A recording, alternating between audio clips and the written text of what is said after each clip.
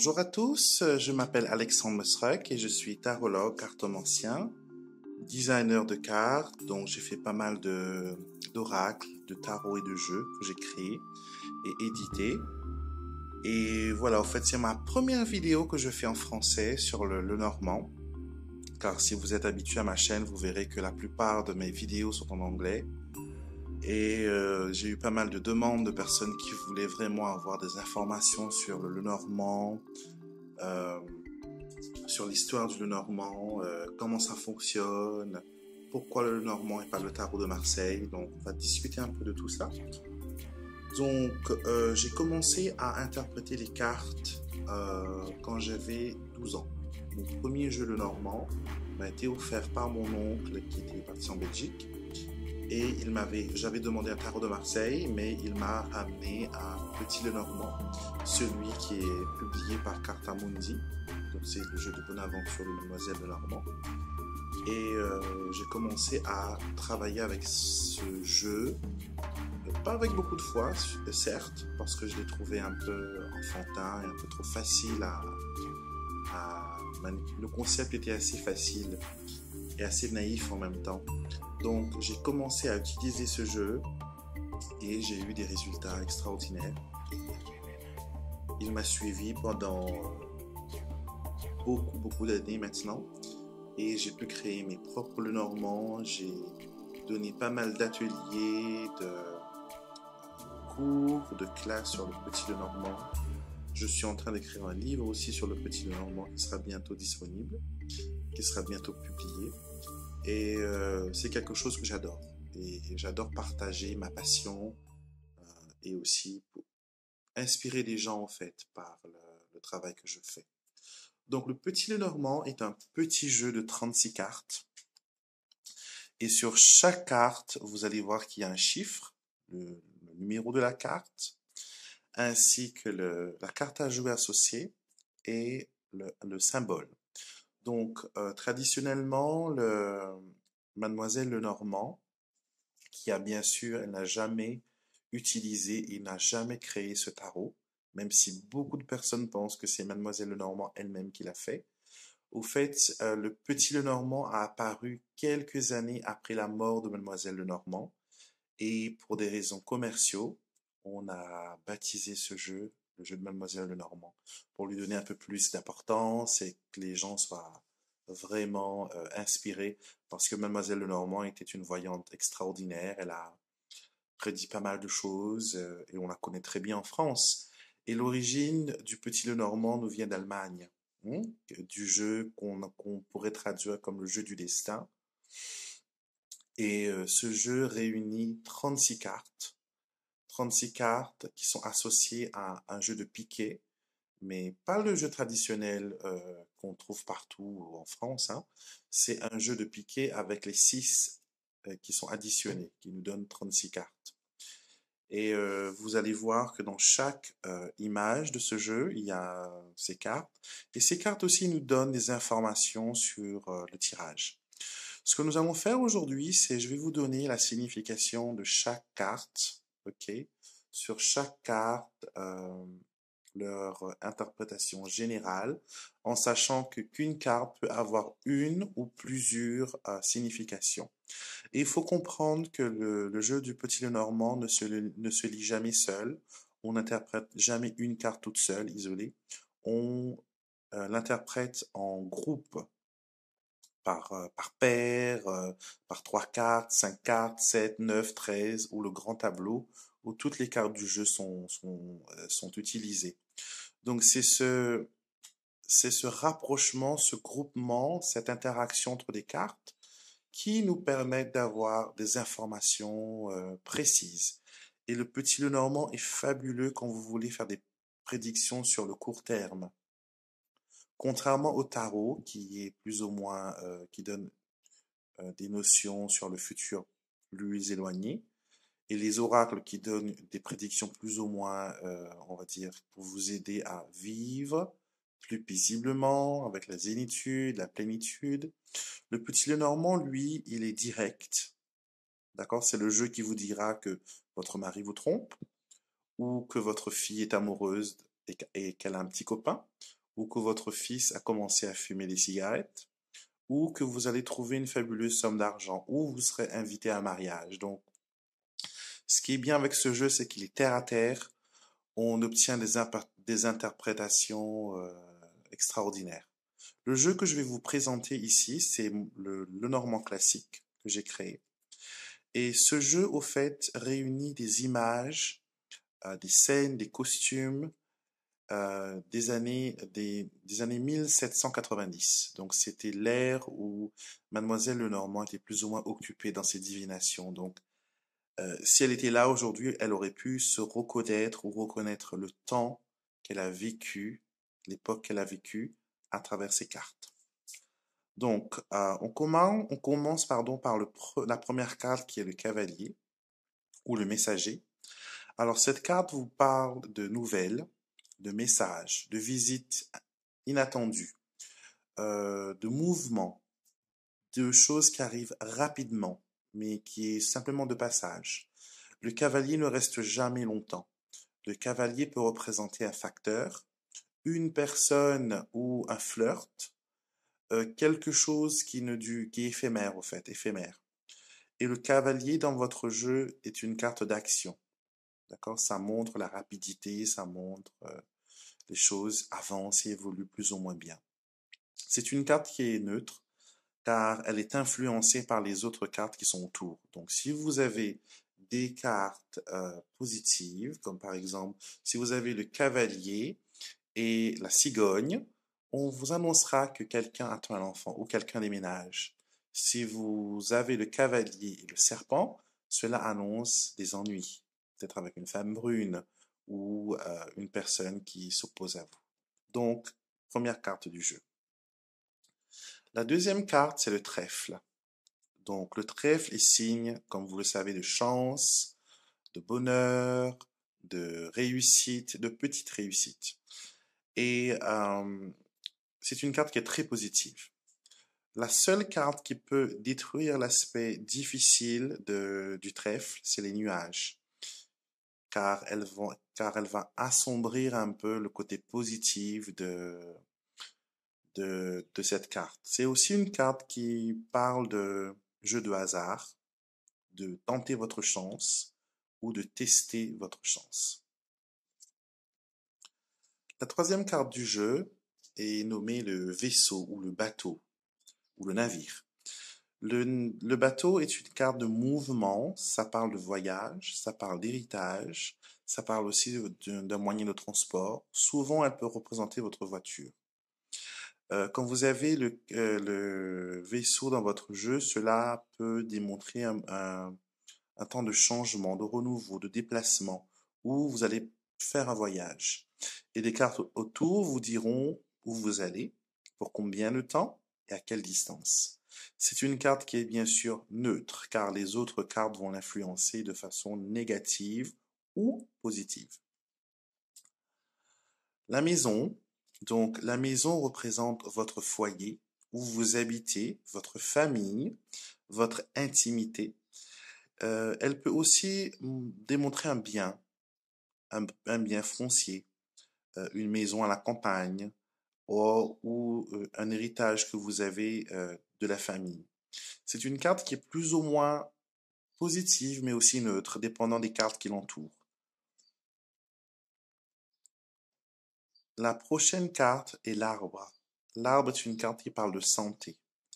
Donc, si vous avez d'arbres à côté de vous dans un tirage, cela vous promet que votre vie sera plus ou moins longue, vous aurez une santé solide. Et si elle est voisine d'autres cartes du jeu qui contiennent des arbres, comme la maison, il y a des arbres, comme le jardin, cela assure à la personne qui interprète les cartes une santé plus ou moins forte. Une autre signification de l'arbre, c'est de méditer, c'est de s'ancrer, de trouver ses racines. Ça parle aussi d'ancestralité dans certains cas. Et bien sûr, la carte de l'arbre, elle est neutre. Elle va dépendre des cartes qui l'entourent pour la colorer ou la nuancer. Alors, première carte négative du jeu, les nuages. Les nuages parlent d'un temps de difficulté, de confusion, d'austérité, où les choses ne sont pas comme elles semblent l'être. D'accord? Mais les nuages sont passagers. C'est des difficultés qui ne vont pas rester longtemps, qui peuvent vous perturber énormément, mais qui ne va pas rester très longtemps. Les cartes autour, bien sûr, vont actuellement vous aider à comprendre cette difficulté. Prochaine carte négative du jeu, c'est le serpent. Donc le serpent, comme vous le savez, si vous connaissez l'histoire de la Bible et tout, on sait que souvent le méchant est représenté par le serpent. Même chose ici. Le serpent est fourbe, le serpent est manipulateur, et le serpent c'est souvent une femme. Donc c'est pour ça qu'on a mis la dame de trèfle. Et chaque carte, carte à jouer a une signification additionnelle. Mais nous n'allons pas parler de ça aujourd'hui, car ça va un peu vous embrouiller si vous voulez vraiment suivre cet apprentissage. On va rester sur la signification principale de chaque carte. Donc le serpent qui parle de jalousie, de trahison, ça peut aussi symboliser une autre femme dans le jeu. Donc souvent une maîtresse, une amie qui n'est pas sincère, quelqu'un qui convoite votre bonheur, et le serpent il est cache. Vous savez qu'il est dangereux, contrairement à une autre carte qu'on va voir beaucoup plus loin. Vous savez que le serpent il est dangereux et qu'il peut vous mordre à n'importe quel moment. Autre carte négative du jeu, le cercueil. Le cercueil parle de blocage, de faim, de difficulté, souvent des fois de choses qui sont pas très positives, d'énergie négative, de pas pouvoir bouger. Ou ce serait, si vous êtes familier au tarot de Marseille, j'attribuerai le cercueil, j'alignerai le cercueil avec le pendu du tarot de Marseille, qui vous demande de patienter, de ne pas de tenter quoi que ce soit. Alors, prochaine carte qui est très positive, le bouquet. Le bouquet de fleurs annonce du bonheur, annonce un cadeau, une surprise, quelque chose, pardon, qui vous rend heureux, qui vous fait sourire, qui vous fait rire. Donc, c'est très, très, très positif. La faux, carte numéro 10, parle de fin, d'une décision, d'une coupure, d'une séparation. C'est une carte, je dirais, plus ou moins neutre, car la carte qui est à côté d'elle va montrer qu'est-ce que vous coupez, de quoi vous vous débarrassez. Le fouet est une carte de punition, une carte de répétition, une carte de douleur, d'argumentation, de reproche, de paroles blessantes, de problèmes au foyer, et aussi c'est une carte qui pour moi représente le sexe dans le petit Lenormand. Beaucoup de personnes attribuent le lys pour être la carte du sexe, mais pour moi c'est actuellement le fouet. Et si vous avez le petit jeu de cartes Amundi, vous verrez que le fouet s'appelle la verge. Donc, je vous laisse deviner. Prochaine carte, les oiseaux. Les oiseaux parlent de rumeurs, de palabres, de discussions, de diffamation. Vous voyez l'oiseau comme quand vous passez à côté des arbres à 6 heures le soir, quand les oiseaux se préparent pour se coucher. Vous entendez ce brouhaha qui se passe. Donc, c'est la même chose. Donc, il y a des gens qui parlent, c'est la communication aussi, mais c'est une communication qui est verbale, où on utilise la voix. Donc, coup de téléphone, message vocal ou discussion directe. L'enfant, carte numéro 13, est une carte positive. Elle parle de renouveau, de recommencer, d'innocence. L'aspect négatif de l'enfant, c'est la naïveté. C'est un peu être enfantin. Donc, c'est un aspect qu'il faudra peut-être contrôler à ce moment-là. Mais elle est positive, cette carte. Le renard est une carte négative. Contrairement au serpent, le renard est un ennemi, mais c'est quelqu'un qui se cache. C'est quelqu'un qui se déguise. C'est quelqu'un qui se cache derrière un masque. Donc, pensez aux fables de La Fontaine, le corbeau et le renard, c'est la même chose. Le renard va vous séduire pour avoir le fromage. Il va dire ce que vous voulez entendre. mais aussi par rapport au 9 de trèfle, le renard et la carte du travail.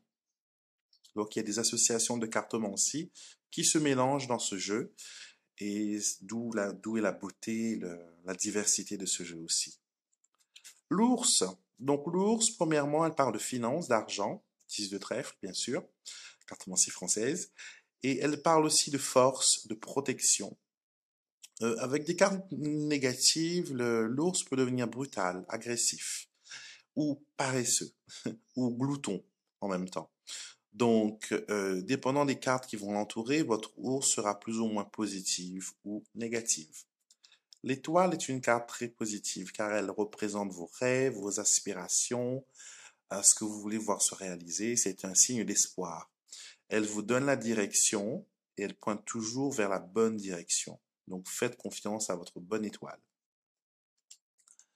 La cigogne parle de déménagement, de changement, de migration et aussi, dans certains cas, de bébé, de, de bébé, de changement positif. Donc, c'est toujours une amélioration. La cigogne apporte toujours une amélioration et elle fait en sorte que les choses évoluent d'une façon positive et elle vous emmène vraiment au niveau supérieur. Donc, c'est une très très bonne carte quand elle apparaît dans votre jeu. C'est une carte qui est neutre, hein, mais elle est colorée par les cartes qui sont autour. Donc, nous avons maintenant le chien. Le chien parle d'amitié. C'est l'ami le plus fidèle de l'homme, bien sûr. Et ça représente un ami sincère, quelqu'un qui vous veut du bien, quelqu'un qui vous protège, quelqu'un qui vous garde. Ça parle aussi de fidélité, de loyauté. Donc, surtout pour l'amour, vous allez vouloir voir cette carte apparaître dans votre jeu. La tour. Donc, la tour a pas mal de significations. Certains trouvent la signification de la tour un peu controverse. Bon, ça dépend de votre point de vue, de votre école surtout, car il ne faut pas oublier que le Lenormand est d'origine germanique, allemande, mais pas mal de pays l'ont prise comme jeu officiel de Bonaventure, comme le Brésil, comme la France, la Belgique. Et maintenant, nous avons les États-Unis qui s'intéressent beaucoup, beaucoup, beaucoup au petit Lenormand depuis quelque temps. Et chaque pays, au fait, chaque école a sa propre signification. Par exemple, dans l'école brésilienne de cartomancie, le trèfle ne va pas symboliser la chance ou le gain au jeu. Ça va représenter un blocage, quelque chose qui vous empêche d'avancer. D'accord? Comme par exemple les cartes de travail en France, nous allons représenter notre travail par le renard. Et dans d'autres pays, comme l'Allemagne, ce sera l'encre. Dans d'autres pays, ce sera le lys. Même en France, je crois qu'il y a certaines personnes qui attribuent le lys au travail. Donc, ce qu'il faut comprendre, c'est que quand vous décidez d'une signification, quand vous attribuez une signification à une ou plusieurs cartes, cantonnez-vous à cette signification.